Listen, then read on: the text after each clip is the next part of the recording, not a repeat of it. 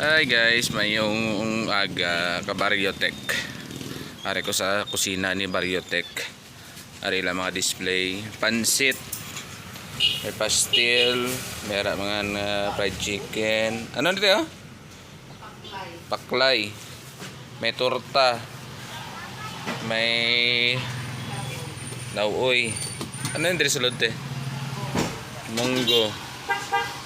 Tapos ha? Ubos na ne? Ah, ubos na gali. Okay. Ano guys, ang pinaka-highlight sa tanan, hindi makompleto ang kaon kung wala sini.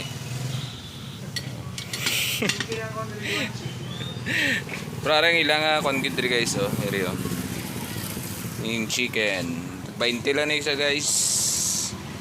Parisan nyo pastel. Pagpansit, sold na. Kaya guys, oh, torta. Nalipat ko sa torta nila. Bakal ko sa aron. Kao na ko guys. Ara, order ko. Mula na order ko guys. Diet abi ko. Okay. Ay! Nagapok. Sorry guys, makaon na ako.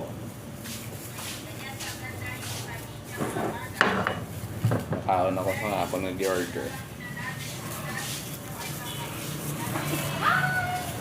Diri ni siya guys sa corner. Ano ganyan na diri nga street doon? Magbanwa street no? Tapos ini diri. Borromeo. Okay. Diri kali guys sa may corner lang sa sa pasulod sa San Carlos Borromeo. Pero feature ko lang karon. Pero makaon na ko guys eh. Kaya basta makita yung kung paano ko ron mag-vlog mo. Kasi mambal ka mo, do ko kulang sa kaldero sa akong karon. Diba? O, so makaon na ko, matika na ko sa Tagiya. So yun mga ka-Barriotech, hari lang ang menu. Filipino pakbet, pork sinigang, Filipino pansit, pork humba, sinabawang munggo, and highlight nila is delicious fried chicken. Pastil is 10 pesos, chicken is 20 pesos nan.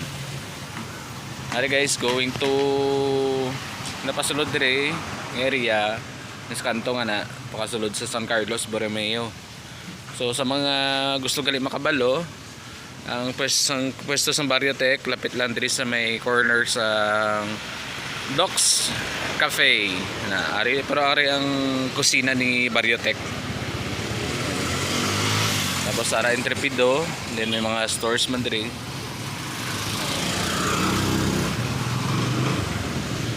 And ara. So yun lang, and thank you for watching.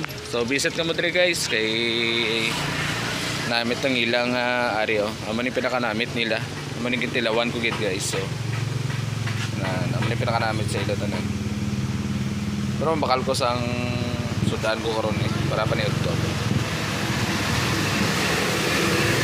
So yun lang guys. God bless everyone.